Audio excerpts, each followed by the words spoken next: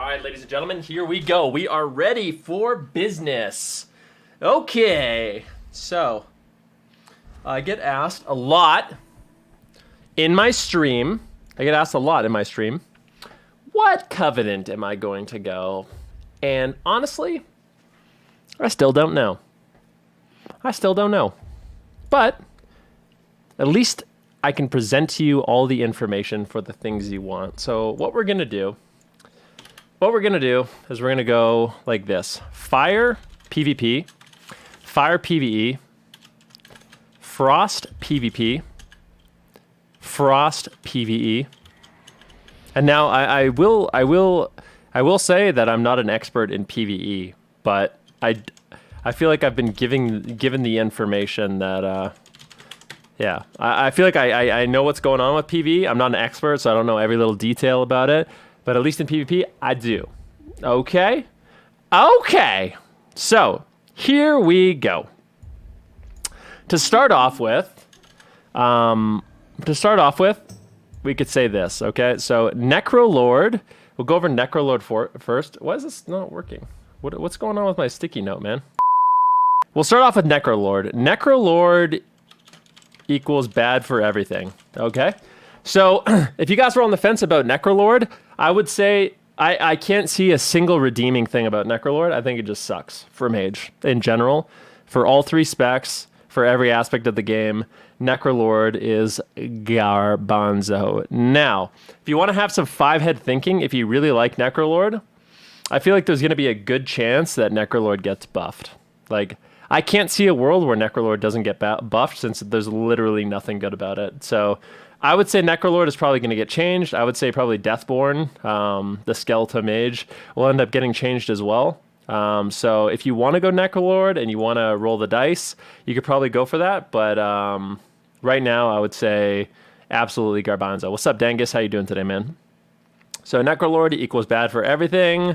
Maybe it gets buffed. So if you guys really want to be skeletal Necrolord, then maybe it'll get buffed. But for now, garbanzo. Now, let's start off with fire, I guess. So for fire, in my experience playing on the beta, I would say I liked playing with Kyrian and Radiant Spark the most. So Kyrian was my favorite for fire. I think it's going to be really, really strong. But I also see a lot of value in Venti. And I also think there's a decent amount of value in Night Fae, although it recently got nerfed. Let me see if I can here. Why is it doing this to me? Why does it hate me? Whatever. Night Fae. Okay. Now, for PvE, you know what? Frick you, sticky note. We're going to get out a good old-fashioned notepad. Here we go. Old Faithful. Here we go. All right. So Kyrian, we're going to quickly go over Kyrian, okay? Here's what Kyrian offers. Basically, Pelagos is the shit. Pelagos, basically, every time you use your Radiant Spark, you get a bunch of mastery, so you have an easy access to a bunch of mastery, which I think is really good for fire, really good for frost. It's really good for every mage spec. It's good for everyone. This is just insane. So that's why a lot of people are going this way. The one downside of Pelagos is it's not super easy. Like, if you're going to pick up double offensive conduits, then, so if you want to go double offensive conduits, you have to pick up Focusing Mantra, which I don't actually think is very good, honestly.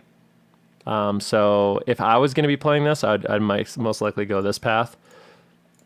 And then this one doesn't matter. And then something like this. If I wanted to go more defense, I could. And then go down to let go of the pass, which was recently nerfed.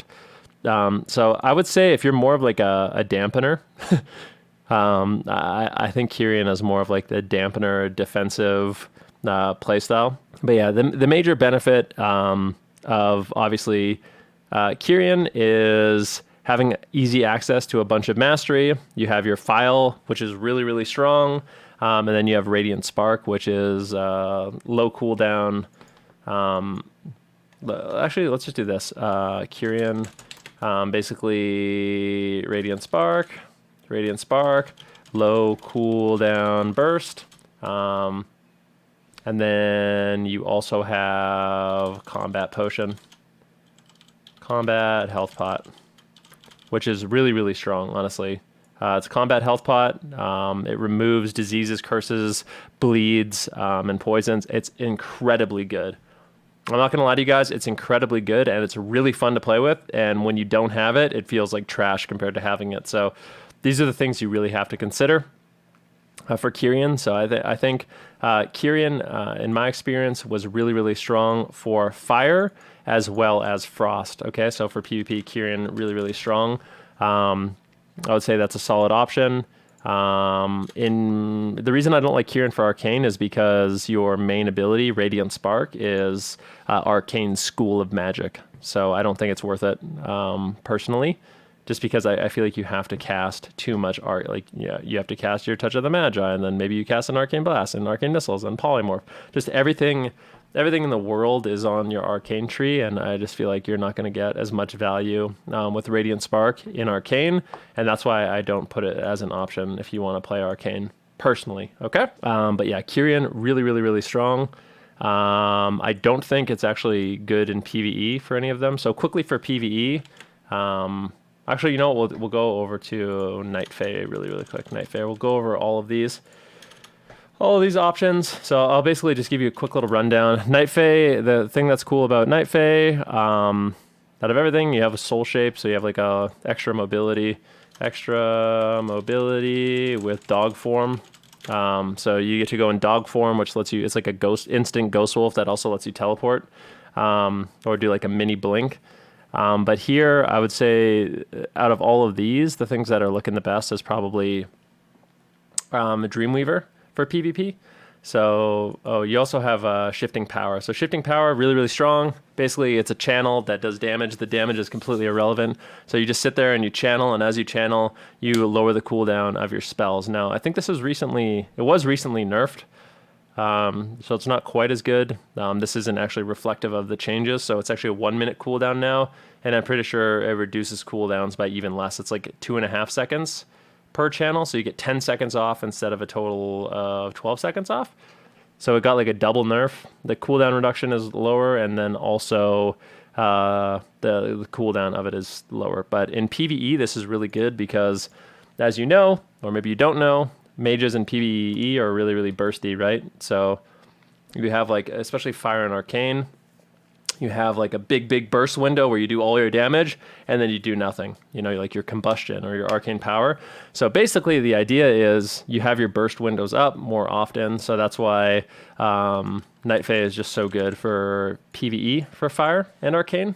So that's what I would say. It's definitely something to consider. Night Fae is the best for PvE for Frost.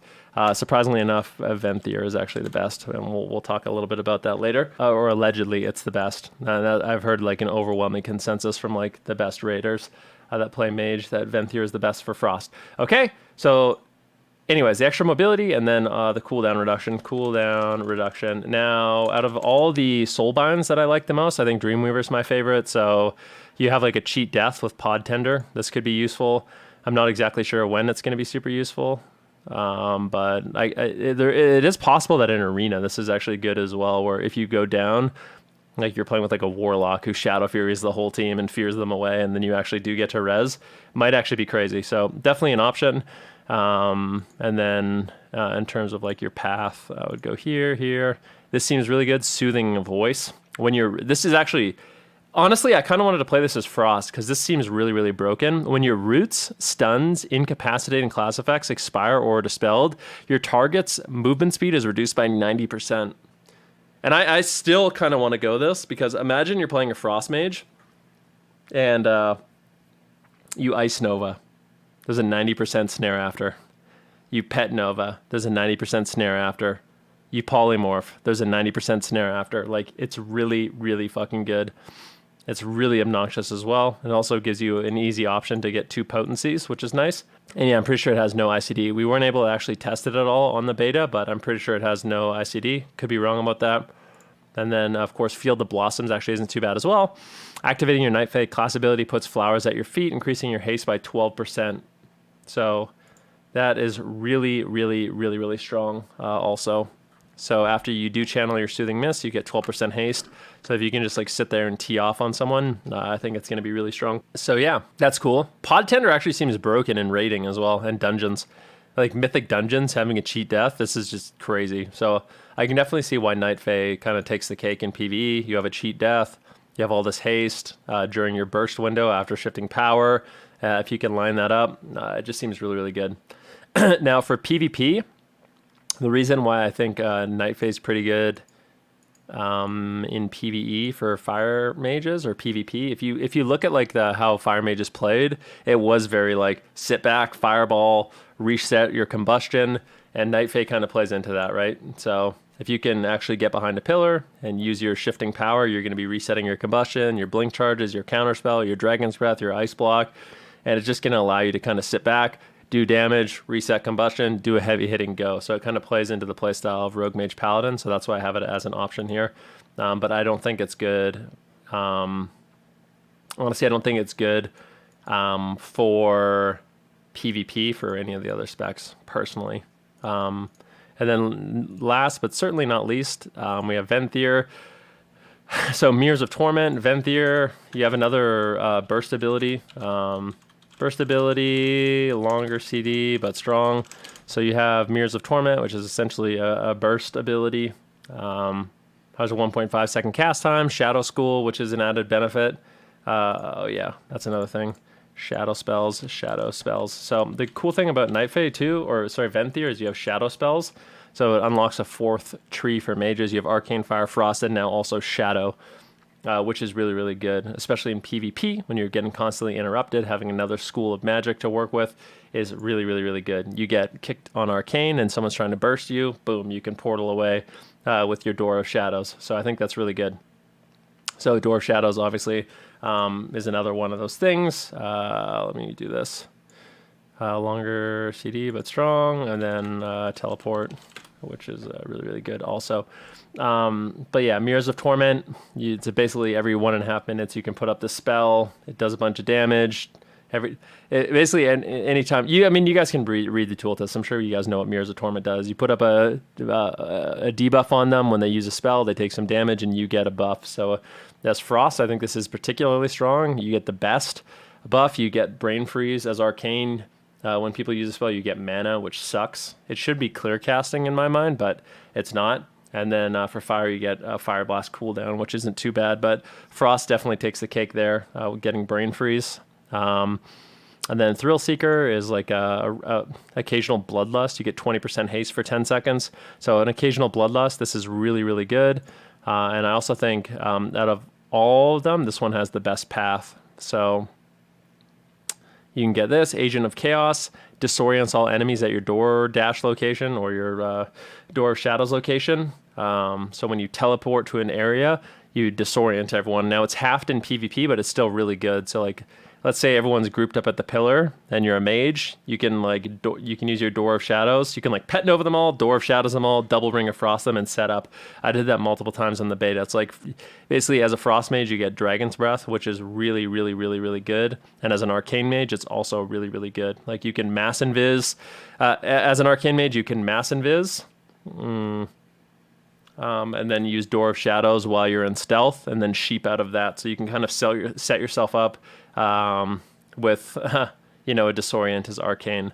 So, yeah, let me put this, Venthyr. I think Venthyr is extremely viable for Frost, and I think it's the best by far for Arcane. I don't think there's any